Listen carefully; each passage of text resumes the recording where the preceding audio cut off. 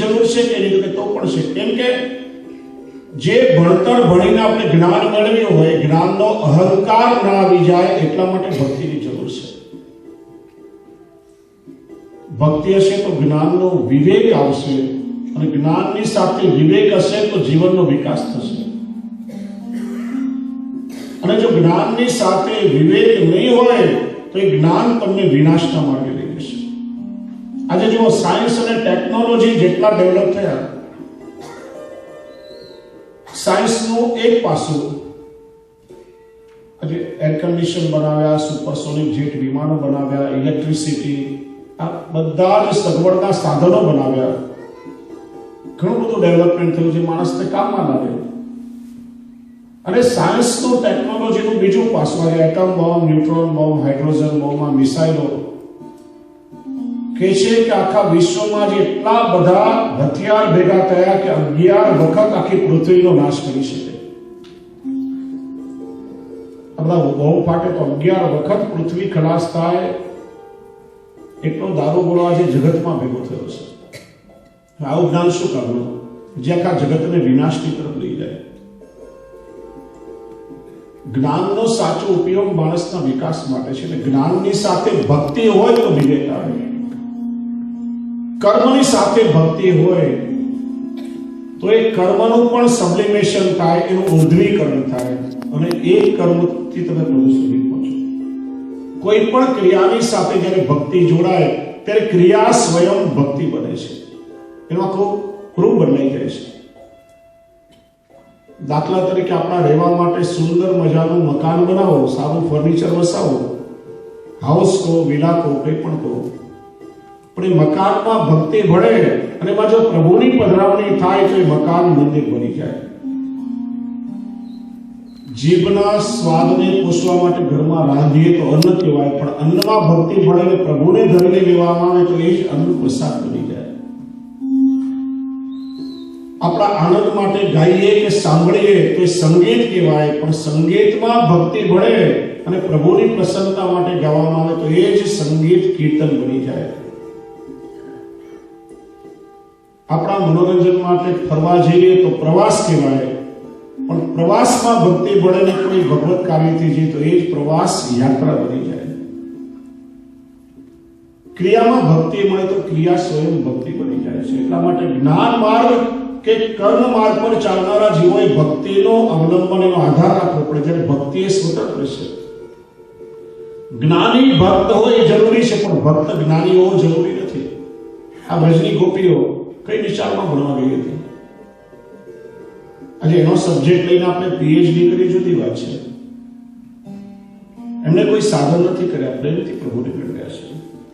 ગોપીઓ પાસે બે જ વસ્તુ, અશ્રુ અને આશ્રય. પ્રભુના ચરણનો દ્રઢ આશ્રય, પ્રેમથી પ્રભુને પોતાના બનાવ્યા છે. એટલા માટે ભગવાન કહે છે કે ભક્તિ એ સર્વોપરી તત્વ છે, અને ઉદ્ધવ તું ભક્તિનો આશ્રય રાખજે. એક નાનકડું ઉદાહરણ આપીને તમને સમજાવું. અમેરિકામાં બહુ મોટા મોટા મકાનો છે, 80, 100, 110 માળ સુધીના મકાનો.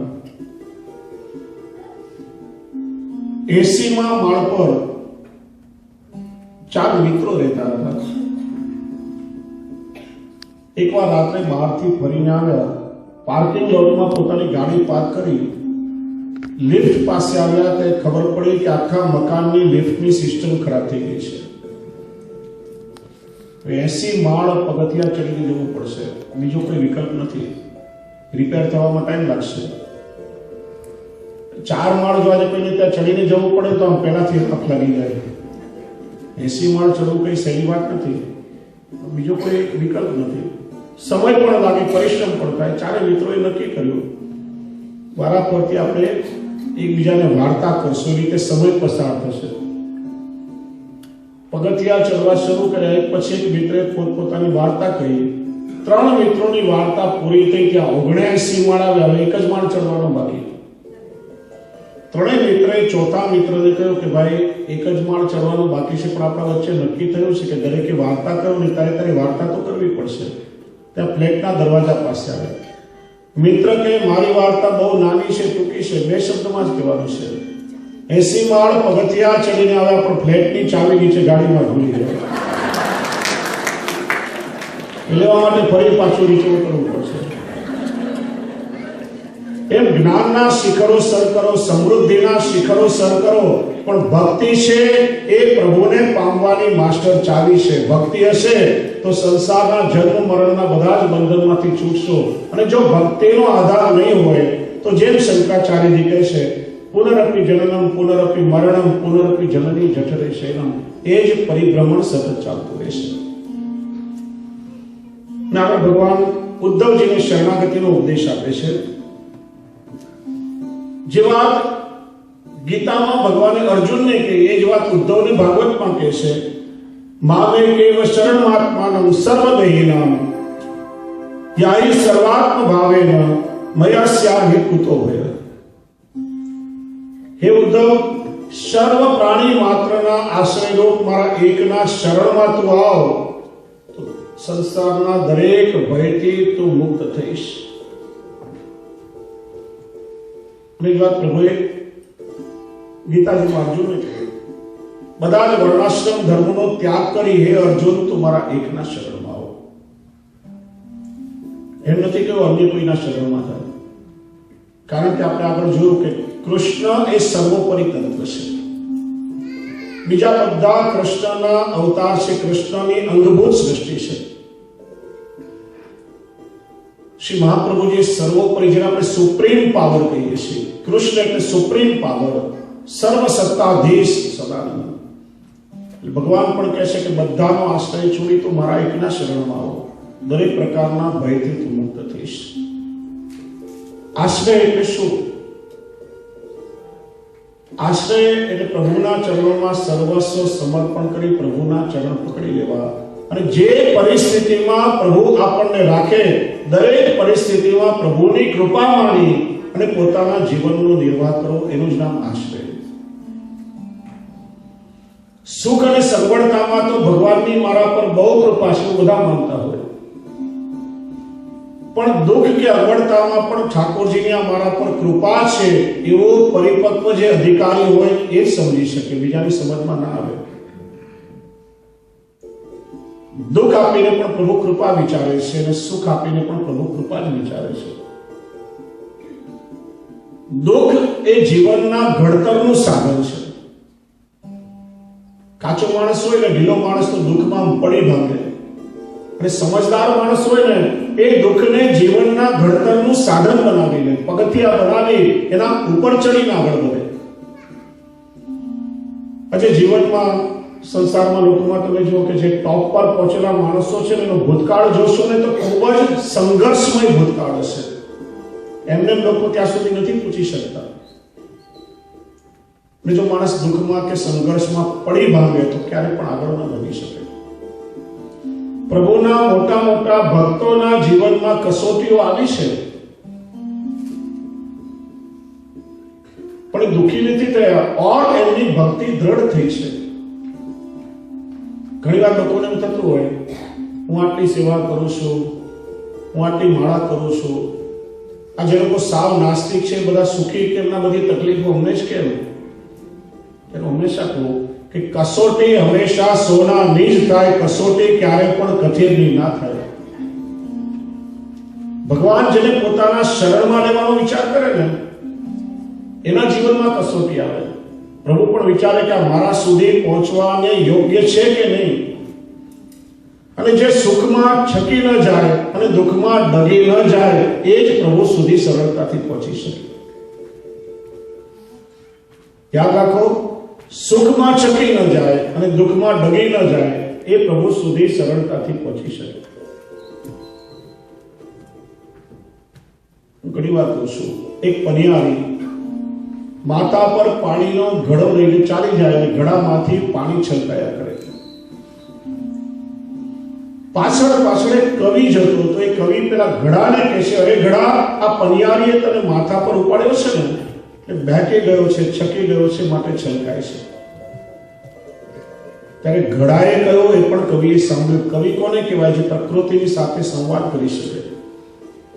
ઘડો કે છે, હું પેલા માટીના રૂપમાં હતો, મને ત્રિકમથી પાવડાથી ખોદાવવું પડ્યું, ગધેડે ચડવું પડ્યું, કુંભારના ઘરે ગયો, પાણીથી પલળવું પડ્યું, કુંભારના પગના તળિયે ખોદાયો, ચાકડે ચડ્યો, ઘાટે ઘડાયો, ટીપી ટીપીને મારો ઘાટ તૈયાર કરવામાં આવ્યો. પછી પ્રચંડ અગ્નિમાં નિંભાળામાં મને તપવા માટે મૂક્યો. અગ્નિમાં તપી તપીને પાકો થયો, પરિપક્વ થયો. મને બજારમાં વેચાવા માટે મૂક્યો. મને ખરીદવા માટે આવ્યા, ટકોરા મારી મારીને ચકાસે, આમ નહીં ખરીદનારા બે ચાર મારતા જાય. આ બધું મેં સહન કર્યું. આ બેને મને ખરીદ્યો, મારા ગળામાં દોરડું બાંધી અને મને કૂવામાં ઉતાર્યો. ત્યાં જલથી એટલે જીવનથી મારે સભર થવું પડ્યું. વળી પાછો અકળાયા કૂટાયા વગર ફૂટે બહાર નીકળ્યો ત્યારે આ પલિયારીએ માથા પર ઉપાડ્યું છે, આટલી કસોટીઓમાંથી હેમ કેમ પાર ઉતર્યો? આ તો હર્ષના આંસુ છે, બેગવાળી તો કોઈ વાત જ આવતી નથી. પ્રભુ જેને પોતાનું માને એના જીવનમાં કસોટી આવે. કસોટી સોનાની થાય, યાદ રાખો. તમે ગોલ્ડ ખરીદો તો એની કસોટી કરીને જોવું પડે કેટલા કેરેટનું છે. પણ પેલા ઇમિટેશન દાગીના ખરીદો તો ખબર છે કે આ ખોટું છે, એની કસોટી શું કરવાની? એમ ભક્તના જીવનમાં કસોટી થાય. ગદાધર દાસજી, એમના જીવનમાં સમય આવ્યો, સવારે ઠાકોરજીને જગાડ્યા, પણ મંગળ ભોગમાં ધરવા માટે દૂધનું એક ટીપું પણ ઘરમાં નથી કે મિશ્રીનું એક ટીપું પણ નથી. જલની કટોરી ભોગ ધરી. અયાચક વ્રત હતું, કોઈની પાસે માગવો નહીં. અનાયાસે કોઈ યજમાન દક્ષિણા આપે તો એનાથી નિર્વાહ કરે. શિંગારમાં જલ ધર્યું, રાજભોગમાં પણ જલની કટોરી. સાંજે શહેર સુધી ખાલી પ્રભુને જલ કર્યું. ઠાકોરજીને જલ ધરીને પોડાડ્યા, પણ પોતાને ઊંઘ નથી આવતી.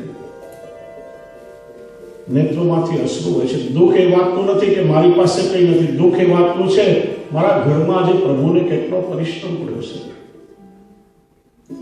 પછી પ્રભુથી એમનો તાપ સહન ના થયો. અનાયાસે કોઈ યજમાન આવીને ₹1.25 દક્ષિણા હાથમાં આપતો ગયો.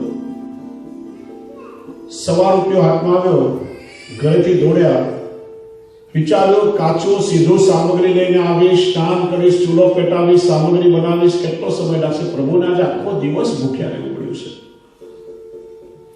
એક કંદોઈ જલેબી પાડી રહ્યો હતો. પૂછ્યું આમાંથી કોઈ ના આપે કે ના મારા બધું શુદ્ધ છે, હમણાં શરૂઆત કરી. ₹1.25 જલેબી લઈને ઘરે આવ્યા. વિચારે ઠાકોરજીને પોડાડ્યા, પછી પાછા જગાડીશ, અપરાધ થશે. ભલે મને અપરાધ પડે, પણ મારા પ્રભુને શ્રમ થયો. પાછા જગાડી જલેબી ભોગ ધરી. ભોગ ધરીને ઠાકોરજીને પોડાડ્યા. પ્રભુને ભોગ ધરાય, પણ પોતે મહાપ્રસાદ ના લીધો. આખો દિવસ પ્રભુને ભૂખ્યા રાખ્યો. પ્રસાદ કેમ લો? આસપાસમાં થોડા વૈષ્ણવ રહેતા હતા, એને બોલાવી અને બધો મહાપ્રસાદ લીધો. બીજે દિવસે સવારે વૈષ્ણવો એમના ઘરે આવ્યા, કહેવા લાગ્યા, અરે ગદાધરદાસજી, ગઈકાલે તમે જે જલેબીનો મહાપ્રસાદ અમને લેવડાવ્યો, એવો સ્વાદ અમારા જીવનમાં અમે ક્યારેય ચાખ્યો નથી. શું ગજબની મધુરતા હતી! વિચારો, એ મીઠાશ શેની હતી? ચાસણીની હતી. ચાસણીમાં તો આપણે બધા બોલીએ છીએ. એ મીઠાશ હતી ભક્તના હૃદયના તાપ ક્લેશની. ભક્તોના જીવનમાં પણ કસોટી આવે, પણ આમ પડી ના ભાંગે. અને એટલા માટે વારંવાર કહું છું કે શ્રી મહાપ્રભુજીનો વિવેક ધૈર્યાશ્રય ગ્રંથ બધાએ એકવાર વાંચવો જોઈએ, જીવનમાં ઉતારવો જોઈએ. એટલો યુનિવર્સલ સબ્જેક્ટ છે. જો શ્રી વલ્લભનો વિવેક ધૈર્યાશ્રય ગ્રંથ જો આત્મસાત કર્યો તો ગમે તેવી પહાડ જેવી મુશ્કેલીઓ માણસના જીવનમાં આવે, માણસ આમ સ્ટેબલ થઈ જાય, ક્યારે પણ વિચલિત ના થાય. એનું જ નામ છે આશ્રય. સુખમાં છકી ના જાય, દુઃખમાં ડગી ના જાય, અને જીવને ક્યારે પ્રભુના માટે ફરિયાદ ના થાય. ભગવાન તે બરાબર નથી કર્યું. આમ ઘણા લોકો છે ને, આમ પોતાને બહુ બુદ્ધિશાળી માનતા હોય, ભગવાનની પણ ભૂલ કાઢે. યાદ રાખો કે ભગવાનની ક્રિયામાં પૂર્ણતા છે. આપણે કેવલ આપણો વિચાર કરીએ છીએ, ભગવાન આખી સૃષ્ટિનું સંચાલન કરે છે. ભગવાન જે કરે તે યોગ્ય છે. આ ભગવાને બરાબર કર્યો કે આ ભગવાને બરાબર નથી કર્યું એ કહેવાનો આપણને અધિકાર નથી. ભગવાન કોઈનું સારું પણ કરતા નથી, ખરાબ પણ કરતા નથી. પણ ભગવાન જે કરે તે યોગ્ય કરે છે. ઘણી વખત આપણું અહિત થાય એનાથી બીજા કોઈનો હિત થાય, કલ્યાણ થાય. ઘણી વખત આપણો હિત થાય એમાં બીજા કોઈનું અહિત થતું હોય. દાખલા તરીકે એવું આપણે નક્કી કરીએ કે આખી લંડન સિટીમાં 1 વર્ષ સુધી કોઈ માંદું ના પડે. બીજા કેટલાય માંદા પડી જાય. કોણ પડે? ડોક્ટરો બધા. આપણે માંદા પડીએ એની આજીવિકા ચાલે છે. તમારા પગમાં ફ્રેક્ચર થયું તો પેલો ઓર્થોપેડિક સર્જન હોય એની આજીવિકા ચાલે. તમારા ટાયરમાં પંચર થયું, તમારું નુકસાન, પણ પેલો ટાયર રિપેર કરનારો હોય એનું તો પેટ ભરાય છે ને. એટલે એકના હિતથી બીજાનું હિત થાય, એકના હિતથી બીજા કોઈનું હિત થાય. ભગવાન આખી સૃષ્ટિનું બેલેન્સ કરે છે. કે સારું કે ખરાબ એવું ના વિચારો, ભગવાન જે કરે તે યોગ્ય. ઘણા લોકો ભગવાનને સલાહ દેતા હોય કે છે એકવારે તાલવાળા ભાઈ બોરડીના ઝાડ નીચે બેઠા. ઉપર જો આટલું મોટું બોરડીનું ઝાડ અને નાના નાના બોરના ફળ પીગાય. ત્યાં સામે નજર પડી પેલા તરબૂચના વેલા અને મોટા મોટા તરબૂચ આમ જમીન પર. ભગવાનને બહુ કઈ સમજ લાગતી નથી. આ બધું બનાવ્યું ત્યારે મારા જેવો કોઈ સલાહકાર નહીં મળ્યો હોય. આટલું મોટું ઝાડ અને એમાં નાના બોરના ફળ અને મોટા તરબૂચના વેલા જમીન ઉપર. ત્યાં જેમ પવન આવ્યો અને બોર તૂટીને માથા પર પડ્યું. ભગવાન તે બરાબર કર્યું. આ તરબૂચો તો મારા માથાનું શું કરે? ભગવાન જે કરે છે તે યોગ્ય કરે છે. અને ભગવાનમાં ન માનનારા ઘણા લોકો કહેતા હોય ભગવાન શું કરે છે? આ તો બધું સાયન્સ અને ટેકનોલોજીથી થાય છે. આ હું કરું છું, મેં કર્યું છે. આપણા જીવનનો સ્વભાવ કેવો કે સફળતા મળે તો મેં કર્યું છે, અને નિષ્ફળતા મળે તો કે જેવી ભગવાનની ઈચ્છા. સારા માર્કે પાસ થાય એમને થોડી પાસ થયો છું, દિવસ રાત ઉજાગરા કર્યા છે, બધું યાદ રાખ્યું ત્યારે પાસ, અને ફેલ થાય ત્યારે જેવી ભગવાનની ઈચ્છા. બિઝનેસમાં પ્રોફિટ થાય તો મારી મહેનતનું પરિણામ, મારી હોશિયારી, અને બિઝનેસમાં લોસ જાય તો જેવી ભગવાનની ઈચ્છા. એમ 50-50 ના ચાલે. કાં તો નક્કી કરો કે બધું હું કરું છું, અને કાં દ્રઢતાથી આશ્રય કરો કે જે થાય છે પ્રભુની ઈચ્છાથી થાય છે. અને કોઈ બુદ્ધિશાળી એમ કે માણસ ભગવાન શું કરે છે તો બધું માણસ એની બુદ્ધિથી કરે છે, સાયન્સ ટેકનોલોજી થાય છે. તો એવા બુદ્ધિજીવીને નરસિંહ મહેતા એક દોડમાં બહુ સરસ ઠપકો આપે છે. મારો હરિ જે કરે કરી તો જુઓ, ભગવાન શું શું કરી શકે ને તારામાં તાકાત હોય ને તો ભગવાન જે કરી શકે તું કરીને બતાવ તો માનો. મારો હરિ જે કરે એ કરી તો જુઓ.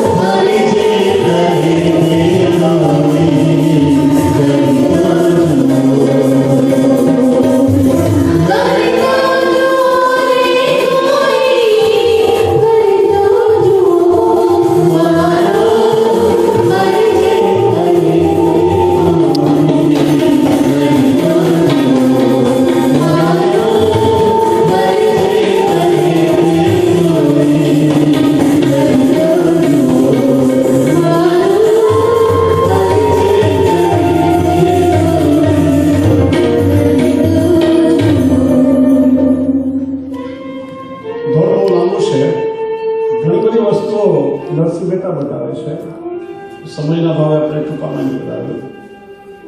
લહેરાતા પાકમાં ને લચપચતા ડુંડાઓમાં ધાન કેરા કણ તમે ભરી તો જુઓ, મારો હરી જે કરે કરી પણ જુઓ.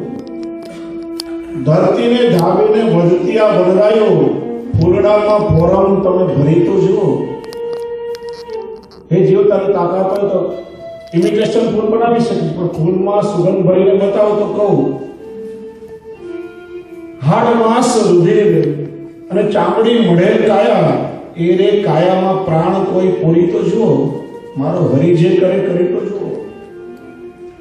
અજબ રે કરામત મારા શ્રીજી બાવાની, દાડમને ફોલીને દાણા ભરી તો જુઓ, મારો હરી જે કરે એ કરી તો જુઓ. આગળ કે છે સાગર કિનારે ઊંચી નાળિયેરી લહેરાતી, એ શ્રીફળમાં પાણી તમે ભરી તો જુઓ. કોઈ કહે કે માણસ હું બધું કરું છું મારી બુદ્ધિથી કરું છું, પ્રભુ શું શું કરી શકે. કાદવમાં રોડવે કમળ બનાવ્યું, સમુદ્રને હાથેથી ઉલેચી જુઓ. ટચલી આંગળીએ વારે ગોવર્ધન તોડ્યો, એની લીલાને કોઈ રોકી તો જુઓ. ઘણી બધી વાતો નરસિંહ મહેતા બતાવે છે. છેલ્લે કહે છે ડગલે ને પગલે તને રક્ષા છે મારા શ્યામની, અને એની ઈચ્છા વગર પગલું ભરી તો જુઓ, મારો હરી જે કરે કરી તો જુઓ. પ્રભુ સર્વસમર્થ છે, અને એટલા માટે શ્રી મહાપ્રભુજી કહે છે એવા સર્વસમર્થ પ્રભુનો આશ્રય કરો. ભક્તિમાં ક્યારેક ફરિયાદ ન હોય, ઠાકોરજી જે કરે તે હોય. સંત એકનાથને ભગવાને રૂપાળા પત્ની આપ્યા, અને ભક્તિમાં એટલા અનુકૂળ પાછા જીવનમાં. પ્રભુની કૃપા માની કે પ્રભુ આવી અનુકૂળ પત્ની આપી છે, એટલે તો સંસારમાં રહીને પણ તમારી ભક્તિ થાય છે. તો તુકારામને પ્રતિકૂળ પત્ની આપ્યા, કાર્ય શાંતિ ના લેવા દે. ધ્યાન કરવા બેસે તો રસોડામાં વાસણો પછાડે, પાણીનો ઘડો લાવીને માથે ચડાવી જાય, આખો દિવસ કકડાટ કરે. તો આમ કઈ ફરિયાદ નથી કરી. પ્રભુ આવી પ્રતિકૂળ પત્ની આપી એટલા માટે તો મન સંસારમાં નથી લાગતું ને તમારામાં લાગેલું રહેશે, નહીં તો ક્યારનો સંસારમાં લપસી જાય. તો નરસિંહ મહેતાને આપ્યા ને પાછા લઈ પણ લીધા, તો પણ ભલો થયો ભાંગી જંજાળ, સુખથી બચશું શ્રી ગોપાલ. ભક્તો ક્યારે ફરિયાદ ના કરે, અને જે આશ્રય કે આશ્રયમાં ક્યારે ફરિયાદ નહીં. જે સ્થિતિમાં ઠાકોરજી રાખે, પ્રભુની કૃપાનો અનુભવ આવી જાય. શ્રી મહાપ્રભુની શરણાગતિના 6 લક્ષણો બતાવે છે. અનુકૂલસ્ય સંકલ્પ, આપણે પ્રભુને અનુકૂળ થઈ રહીએ. પ્રાતિકૂલ્ય વિસર્જનમ, ધર્મના આચરણમાં જે પ્રતિકૂળતા એને આપણે છોડી દઈએ. રક્ષસ્યતિ વિશ્વાસ, પ્રભુના શરણમાં છું તો ઠાકોરજી મારી રક્ષા કરશે, પ્રભુ જે કરશે તે યોગ્ય કરશે. પ્રભુની ક્રિયામાં ક્યારે પણ કચાશ કે અધૂરાપણું ના હોય. જે હરી કરે તે ખરી. હું ઘણી વાર ઉદાહરણ આપું છું. એક રાજાના દરબારમાં એમાં જે મંત્રી હતા, પરમ ભક્ત હતા, દ્રઢ આશ્રય સિદ્ધ થયેલો, પરમ વૈષ્ણવ. જે કંઈ પણ થાય કે હરી કરે તે ખરી, મારા ઠાકોરજી કરે સારું. હવે એકવાર રાજા પેલા મંત્રીને થોડા સૈનિકોને લઈને ક્યાંક શિકાર કરવા જંગલમાં નીકળ્યો. તડકો તપે, પાણી બધું ખલાસ થઈ ગયું, તરસથી ઘણું સુકાઈ ગયું. સામે લીલીછમ શેરડીના ખેતરો આવ્યા. રથ ઉભો રાખી શેરડી તોડીને હાથે શેરડી છોડવા જાય તો આંગળી કપાઈ ગઈ. આમ ઘરમાં બહુ પ્રેક્ટિસ નહીં, આંગળીમાંથી લોહી નીકળવા લાગ્યું. પ્રધાનના મુખમાંથી નીકળ્યું, ઠાકોરજી કરે સારા માટે, હરી કરે તે ખરી. કે રાજા વાજાને સરકાર કરે, આમ સત્તા પાસે શાન પણ ના ચાલે. એક તો આંગળી કપાઈ, પાછા પ્રધાનજી કે ઠાકોરજી કરે સારા માટે. મગજ છટક્યું કે આ ગાંડો થયો છે, પકડીને હમણાને લાવીને બાંધીને લઈ જાઓ જેલમાં પૂરો. મારી આંગળી કપાઈને પાછો કે છે કે સારા માટે. સિપાહીઓએ પ્રધાનજીને બાંધ્યા, લઈ ગયા તો પણ કે ઠાકોરજી કરે સારા માટે. હવે પ્રભુ હિત વિચાર્યું હશે. રસ્તામાં રાજા પોતાના સૈન્યથી વિખૂટો પડી ગયો, એકલો પડ્યો. રાત પડી ગઈ. એક ઝાડ નીચે વિસામો કર્યો. ત્યાં જંગલી પેલા માનવ ભક્ષી આદિવાસીઓને દેવીને બલિ આપવા કોઈ 32 લક્ષણ આખા પુરુષની આવશ્યકતા હતી. રાજા હાથમાં આવ્યો, પકડીને બલિની વેદી પર ચડાવ્યો. ત્યારે પેલા પૂજારીની નજર આંગળી પર પડી કે તો આંગળી કપાયેલી છે, અંગ ખંડિત છે, બલિને યોગ્ય ના કહેવાય, એને છોડી મૂકો. રાજાને છોડી મૂકી. ત્યારે પ્રધાનજીના શબ્દો યાદ આવ્યા કે ઠાકોરજી કરે સારા માટે, આંગળી કપાઈ તો પ્રાણ બચાવે તો આખું વધે રહી ગયું. માર્ગ શોધતો સવારે પોતાના રાજ્યમાં આવ્યો. આવીને સૌથી પહેલા જેલમાં પ્રધાનજીને મળ્યો. મારી આંગળી કપાઈ ત્યારે તમે કહેલું કે ઠાકોરજી કરે સારા માટે, તો મારા સમજમાં આવી ગયું. પણ તમને જેલમાં પૂર્યા ત્યારે પણ તમે કહ્યું કે ઠાકોરજી કરે સારા માટે, તમારું શું સારું થયું? કે મહારાજ આંગળી કાપીને ઠાકોરજીએ તમારી રક્ષા કરી અને જેલમાં પૂરીને મારું કલ્યાણ કર્યું. તમે મને જેલમાં ના પૂર્યો હોય તો તમારી સાથે હોત ને તમે કામ ના લાગ્યા તો હું કામ લાગી ગયો. જીવનમાં જે કઈ ઘટનાઓ થાય, કોઈક નાનું દુઃખ આપી અને પ્રભુ મોટા દુઃખનું નિવારણ કરી દેતા હોય છે. કહેવત છે ને આપણે ત્યાં સૂર્યનો ઘાવ સૂઈથી ચાલ્યો જાય, પણ પ્રભુની લીલાને જીવ ના સમજી શકે. નાના નાના દુઃખમાં પણ જીવ ઘણીવાર વિચલિત થઈ જાય. રક્ષસતી વિશ્વાસ, ભર્તૃત્વે વર્ણન. કોઈ કન્યાનું લગ્ન થાય, સંપૂર્ણ એનો આશ્રય પોતાના પતિમાં હોય. પરિવારમાં સાસુ સસરા દેર દેરાણી જેઠ જેઠાણી નણંદ બધા હોય, આગળ બધા ન કરે, કોઈની ઉપેક્ષા ના કરાય, પણ એની પાતી વ્રતે નિષ્ઠા પોતાના પતિમાં હોય. જૂઠણ ખાશે તો કેવલ પોતાના પતિનું, બીજા કોઈનું જૂઠણ નહીં ખાય. એમ પ્રભુની સાથે આપણું વરણ થયું છે. ત્યારે સંપૂર્ણ અનન્યતા એ આપણા પ્રભુમાં હોય. જેટલા પણ દેવ દેવી છે બધી જ ભગવાન કૃષ્ણની અંગભૂત દ્રષ્ટિ, આદર સન્માન બધાનો કરીએ, પણ અનન્યતા હંમેશા એકમાં હોવી જોઈએ. આત્મનૈવેદ્ય, સર્વસ્વ પ્રભુના ચરણોમાં સમર્પણ, આત્મનિવેદન. અને કાર્પણ્ય એટલે દીનતા. અહંતા અને મમતાનું સમર્પણ થાય એટલે દીનતાની પ્રાપ્તિ થાય. 6 શરણાગતિના લક્ષણો શ્રી મહાપ્રભુજી આપણને બતાવે છે. એ જ ભગવાન અહીંયા ઉદ્ધવજીને ઉપદેશ આપે છે. ત્યાર પછી પ્રભુની તિરોધાન લીલાનું વર્ણન કર્યું. 11મા સ્કંદને વંદન કરી 12મા સ્કંદનું સૂક્ષ્મ દર્શન કરી. 12મો સ્કંદ આશ્રય લીલા. શ્રીજી બાબાના વામ શ્રીયસ્તુ સ્વરૂપ, જે હાથ ઊંચો કરી પ્રભુ પોતાના નિજજનોને શરણમાં બોલાવે છે. કુલ 13 અધ્યાય, 5 પ્રકરણ. લોકાશ્રય, વેદાશ્રય, ભગવદાશ્રય, શબ્દાશ્રય અને અર્થાશ્રય. કલિયુગના લક્ષણો બતાવ્યા. ધર્મ પાખંડ વાળો થશે. મહાપ્રભુજી કહે છે પાખંડ પ્રચુરે લોકે. રાજાઓ બધા લૂંટારા જેવા થશે. માણસની વૃત્તિ ચોરી કરવાની થશે. અસત્ય અને હિંસા વધશે. વર્ણો બધા જ શૂદ્ર જેવા થશે. આમ વર્ણશંકર પ્રજા થશે. ગાયો નાની વાછરડા જેવી થશે. સ્ત્રીના સગાનો સંબંધ મુખ્ય ગણાશે. વરસાદ અનિયમિત થશે.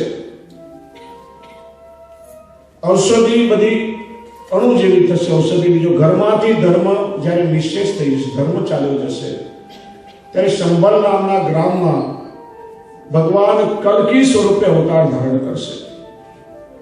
આના કલિયુગના અનેક દોષો છે, પણ હે રાજન, કલે દોષ નિરે રાજન અસ્તિ એકો મહાન ગુણ કીર્તના દેવ કૃષ્ણસ્ય મુક્ત સંગા પરમ વ્રજેત.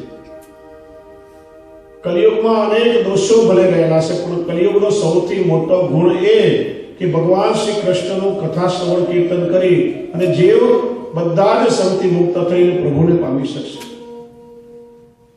ત્યાર પછી નિત્ય, નૈમિત્તિક, પ્રાકૃતિક અને આત્યંતિક પ્રલયની વાત કરી. સુખદેવજી પરીક્ષિત કહે છે, રાજન, તારા આત્મકલ્યાણ માટે જે કઈ યોગ્ય હતો એ બધો મેં તને સંભળાવ્યો. હજી પણ કઈ સાંભળવાની ઈચ્છા હોય તો કહે.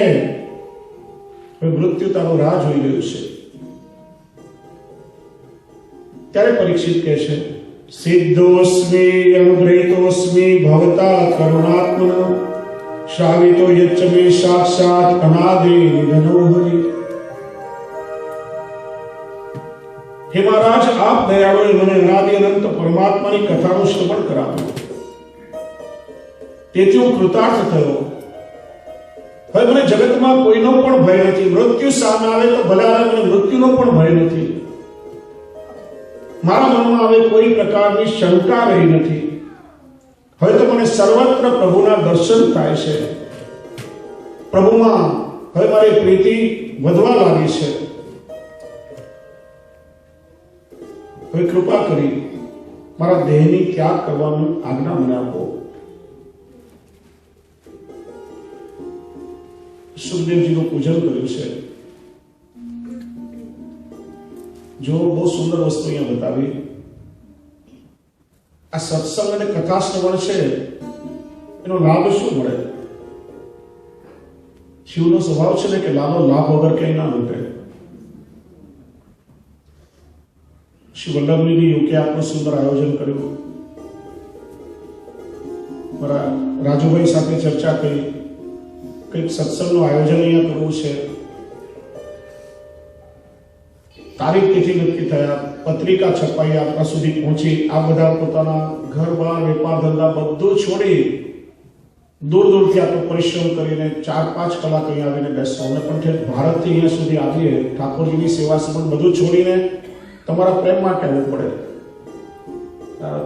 બધા સુંદર કીર્તનો કર્યા, સુંદર આયોજન. આ બધું થાય પછી કંઈક લાભ તો આપણને મળવો જોઈએ ને. અને બધાનો જો કઈ જીવનમાં લાભ ના મળે તો ખાલી સમયનો બગાડ અને રૂપિયાનો બગાડ જ કહેવાય. તો સુંદર સત્સંગ થયો, એનું ફળ શું? તો પંચામૃત જેવા 5 ફળોનો અનુભવ પરીક્ષિતે કર્યો અને એનું દર્શન કરાવ્યું.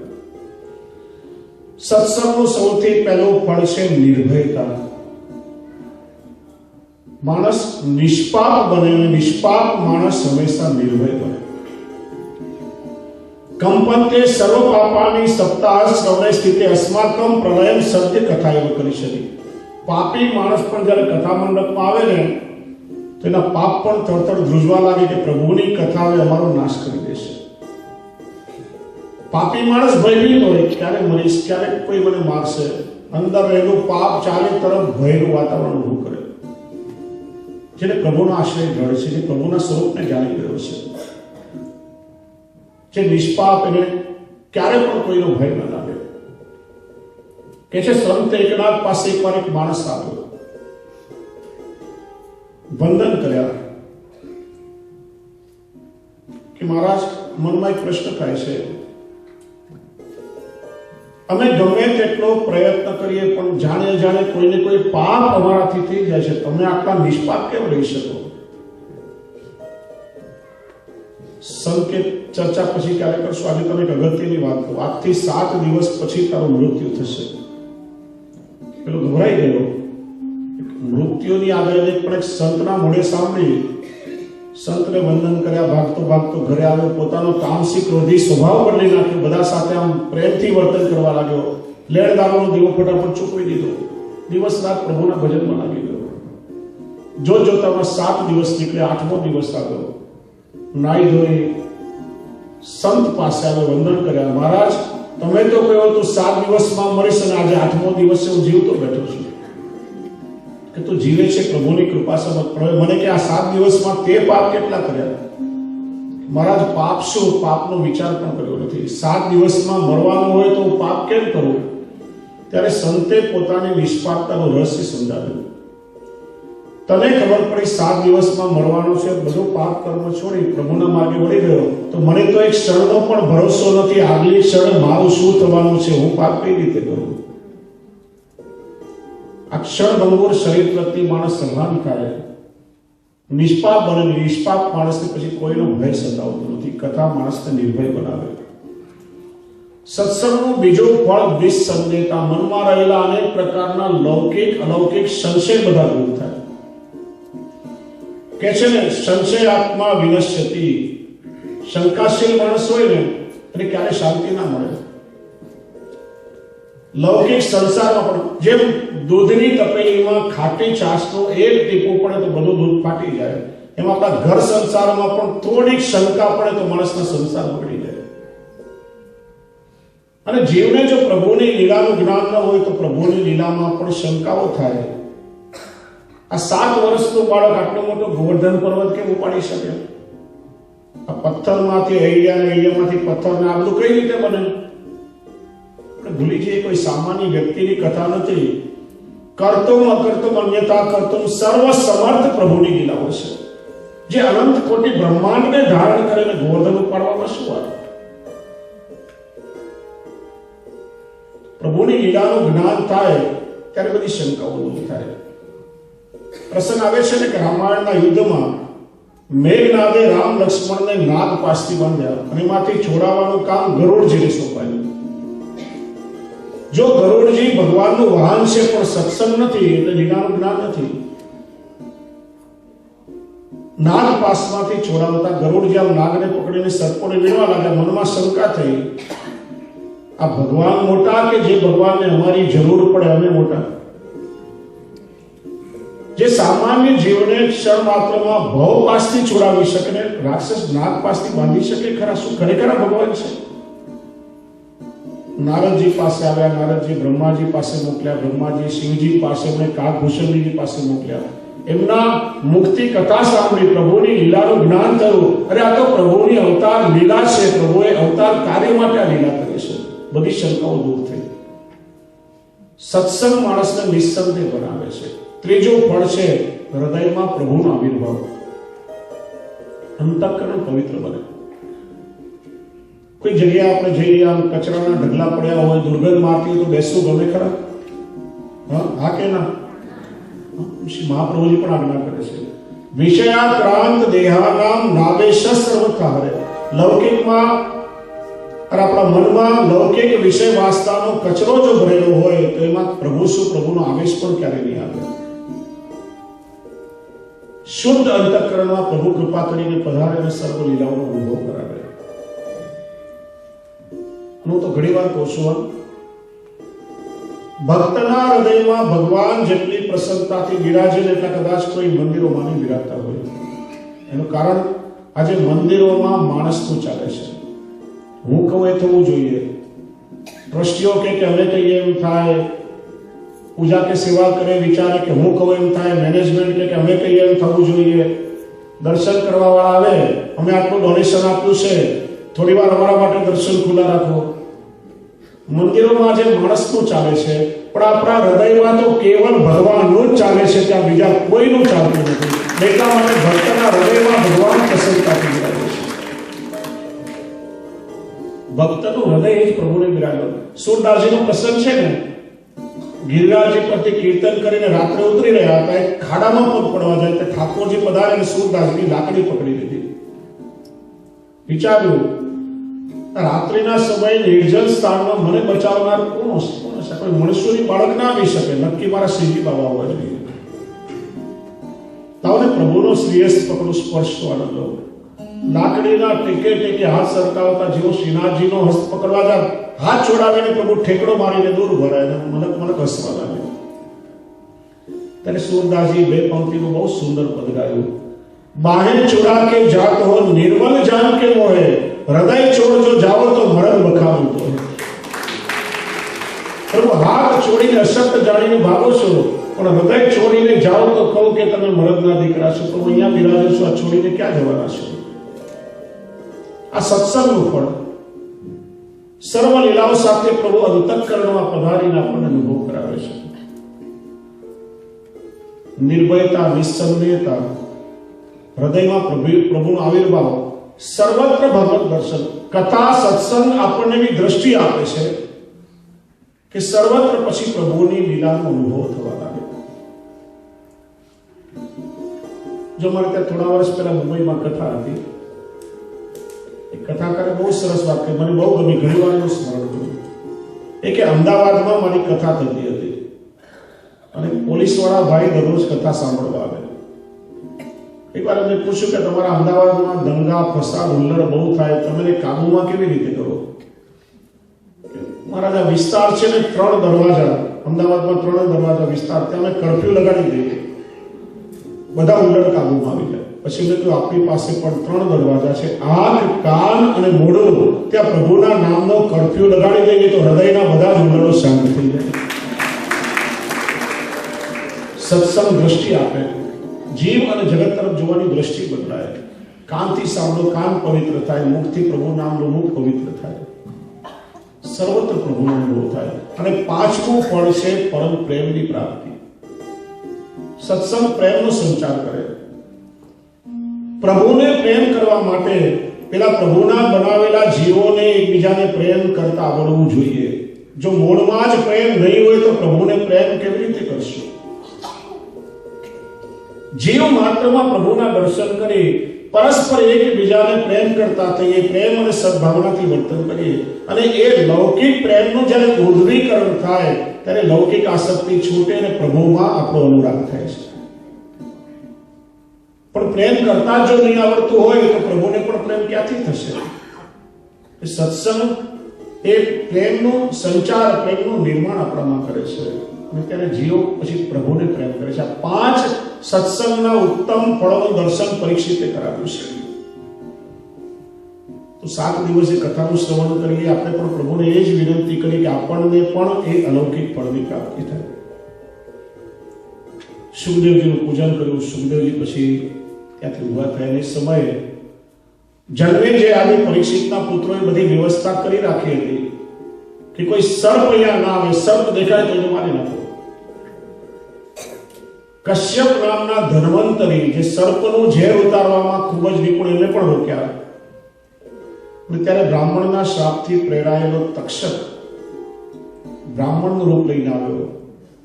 કશ્યપ ધન્વંતરીને પુષ્કળ ધન આપી દૂર મોકલી દીધા અને પરીક્ષિત પાસે આવી પરીક્ષિતના શરીરને ડંખ માર્યો. પણ તક્ષક કરડે એ પહેલા તો પરીક્ષિતનો આત્મા નીકળીને પ્રભુમાં વિલીન થઈ ચૂક્યો હતો. એને પ્રભુની પ્રાપ્તિ કરી લીધી અને તક્ષક તો ખાલી પરીક્ષિતના શરીરને જ કરડ્યો છે. પરીક્ષિતનો દેહ ભડભડ કરીને બળવા લાગ્યો.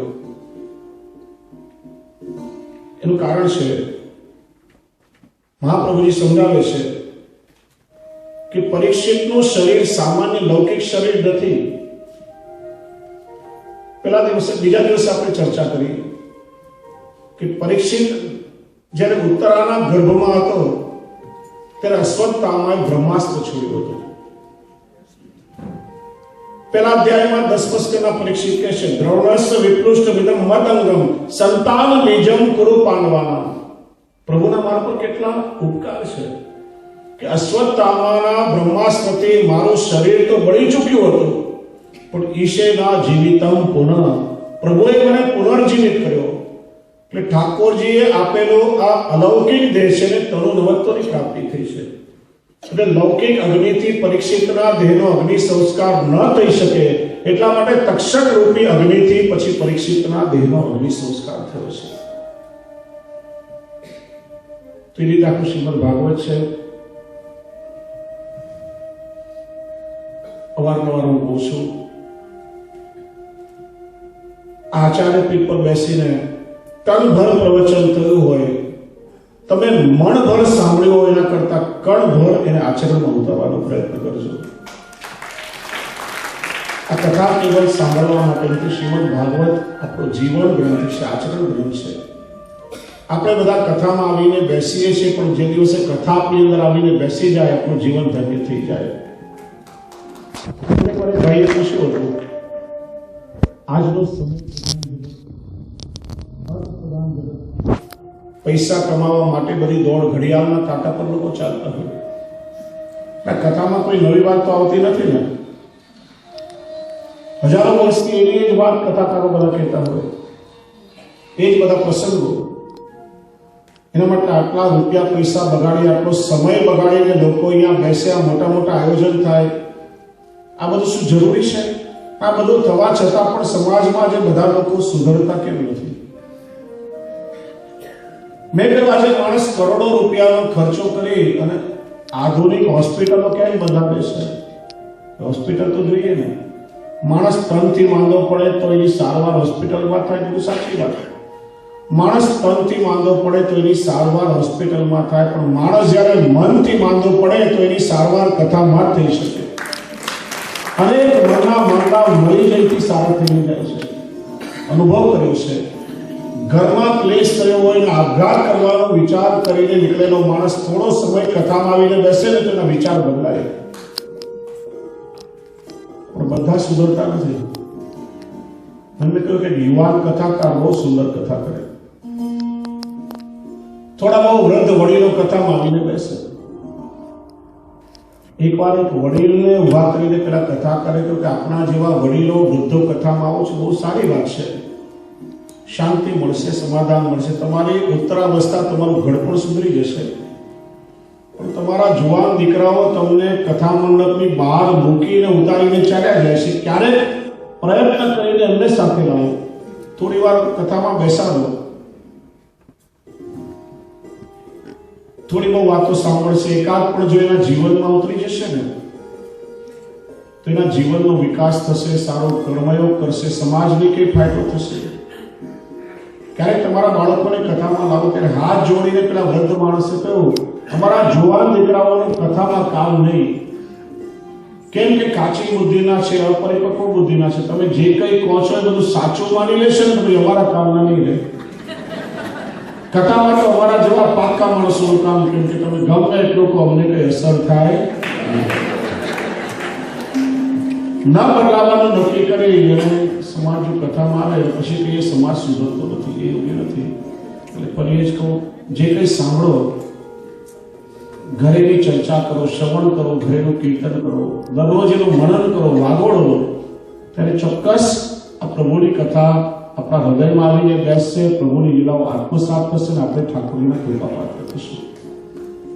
ખૂબ ખૂબ મારી પ્રસન્નતા વ્યક્ત કરું છું. આ 7 દિવસમાં મેં કહ્યું ને, રાજુભાઈને કહ્યું કે મેં તો ખાલી વૈષ્ણવના પ્રેમના ભૂખ્યા છીએ. ભારતમાં 5 મિનિટનો સમય અમને મળતો નથી. દેશથી આટલા દૂર કેવલ અને કેવલ તમારા વૈષ્ણવ માટે, તમારા પ્રેમથી ખેંચાઈને નહીં આવીએ છીએ. 700 વૈષ્ણવનો જે પ્રેમ મળે છે એટલે ફરી ફરી આવવાનું મને યાદ થાય છે.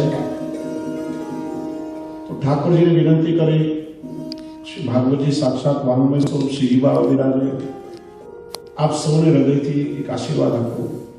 વંશે સદૈવ ભવતા હરિભક્તિ રસ્તુ.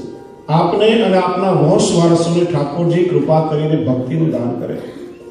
આપ સૌ ધર્મ પરાયણ બનો, સત્સંગ પરાયણ બનો, પ્રભુના ચરણારવિંદનો દ્રઢ આશ્રય સિદ્ધ થાય, ખુમારી અને ગૌરવથી પોતાના ધર્મને જીવતા થાઓ. આપ સૌની રતિ, મતિ, કૃતિ અને ગતિ નિરંતર ઠાકોરજીના ચરણોમાં થાય, એ જ પ્રભુને વિનંતી કરું. છેલ્લે સાથે મળી અમારી સાથે આ શ્લોક બધા જ બોલજો. છેલ્લે આ પ્રભુને આપણે સૌ વિનંતી કરીએ છીએ, બધા સાથે બોલજો. ભવે ભવે યથા ભક્તિ પાદળ્યો સ્તવ જાયતે પ્રભુ નામ સંકીર્તનમ યસ્ય સર્વ પાપ પ્રણાશનમ પ્રણામો દુઃખ શમનમ તમ નમામિ હરિમ પદમ. હરે નમઃ હરે નમઃ હરે નમઃ. હે પ્રભુ, પ્રત્યેક જન્મમાં મને આપના ચરણ કમળની ભક્તિ પ્રાપ્ત થાય એવી કૃપા કરજો, કારણ કે પ્રભુ આપ જ મારા સ્વામી છો અને જેમનું નામ સંકીર્તન સર્વ પાપને દૂર કરે છે. એ પ્રભુ આપના એ ચરણ કમલને હું વંદન કરું છું. આપણે સૌ સાથે મળીને પ્રભુની વિનંતી કરીએ कि मुझे चरणों से लगा ले, मेरी शान मुरली वाले. हे प्रभु, हमने પણ આપણા ચરણ કમલમાં નિત્ય સ્થાન મળે એવી અમારા પર કૃપા કરજો. અને એની સાથે જ વાણીને વિરામ આપું છું. मुझे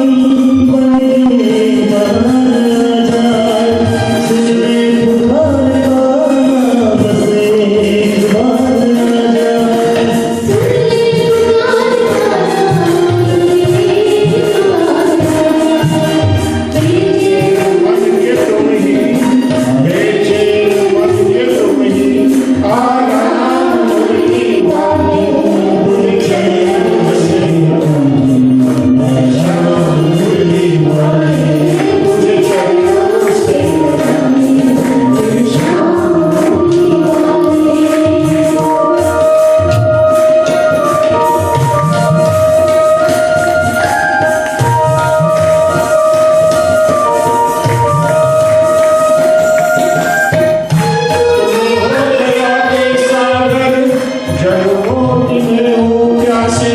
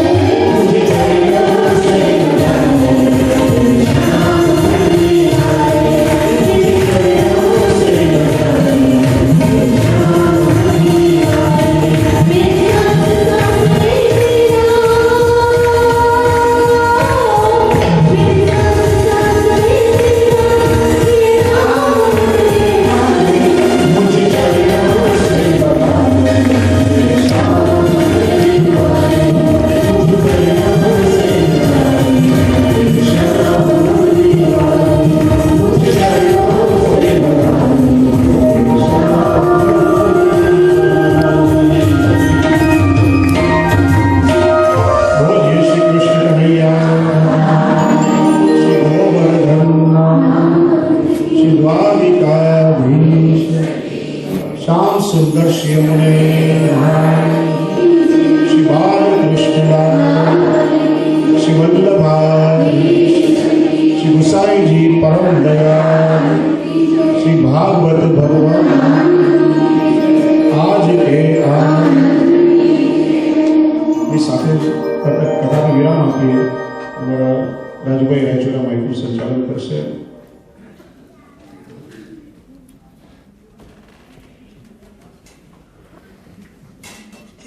બધા મારાથી વડીલ જ છે.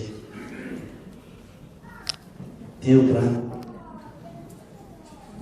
વધારે બોલતા તો નહીં આવડે, પણ અશુભાઈ નાગરેચા, જયાબેન, ઉષાબેન, આરતીબેન, ભાભી નામ ભૂલાઈ ગયું, વિનુભાઈ બાદલિયા. ઉષાબેન, આપ સ્ટેજ પર આવો, આપનું સ્વાગત કરવાનું બાકી છે. સ્ટેજ પર આવો ઉષાબેન. જયાબેન સાથે આવો, ભાભી સાથે આવો.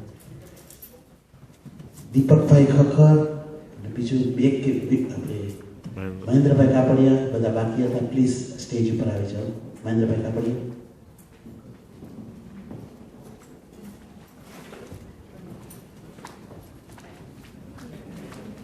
દીપકભાઈ ખખર,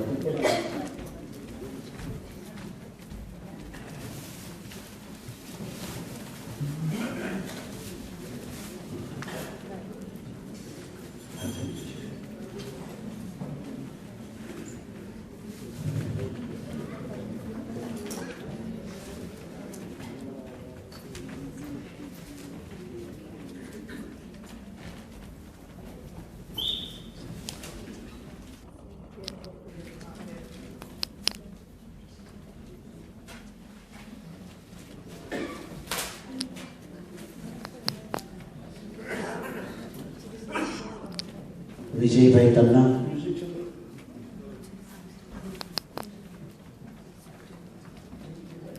વિનુભાઈ આપની રાગે છે.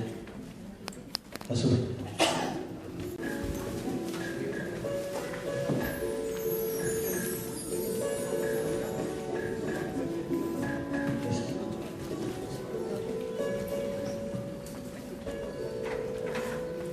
વિનુભાઈ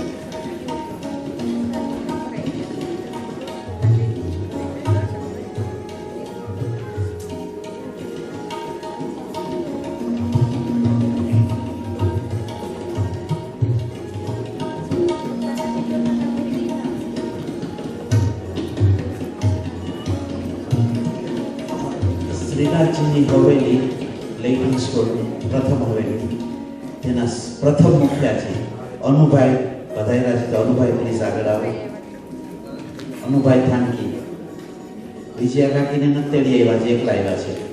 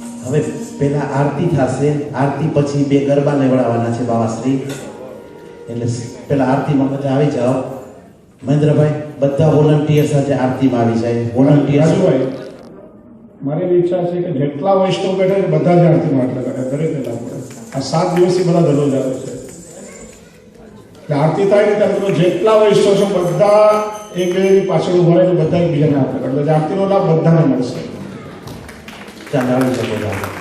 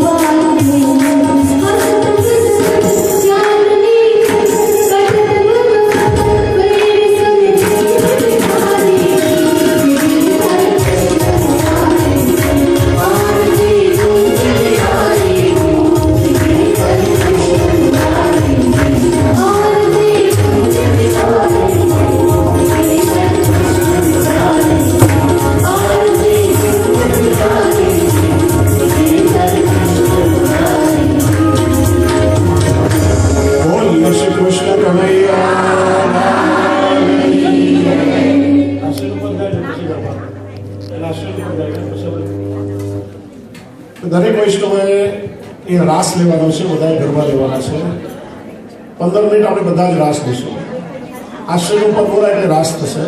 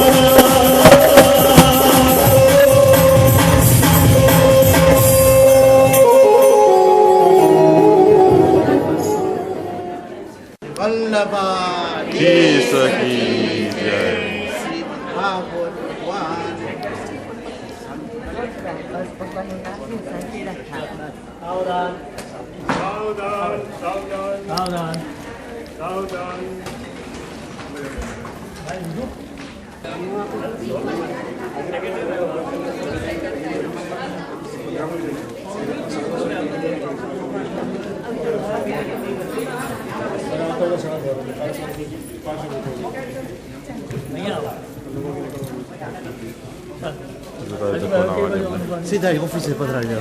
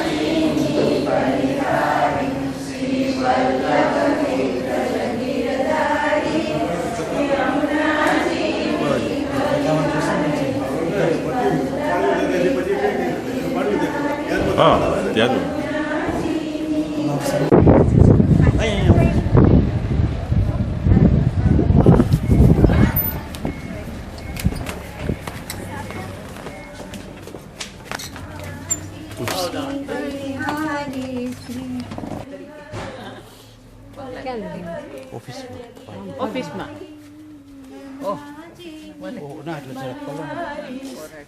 वल्लभ विठ्ठल गिरधारी यमुना जीनी बलिहारी वल्लभ विठ्ठल गिरधारी यमुना जीनी बलिहारी खुला छे यमुना जीनी बलिहारी वल्लभ विठ्ठल गिरधारी यमुना जीनी बलिहारी यमुना जीनी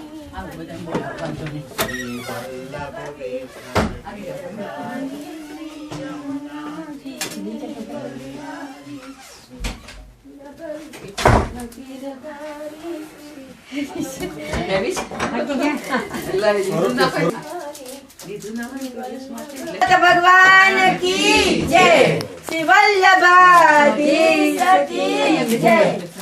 प्रिय श्री वल्लभाधीश की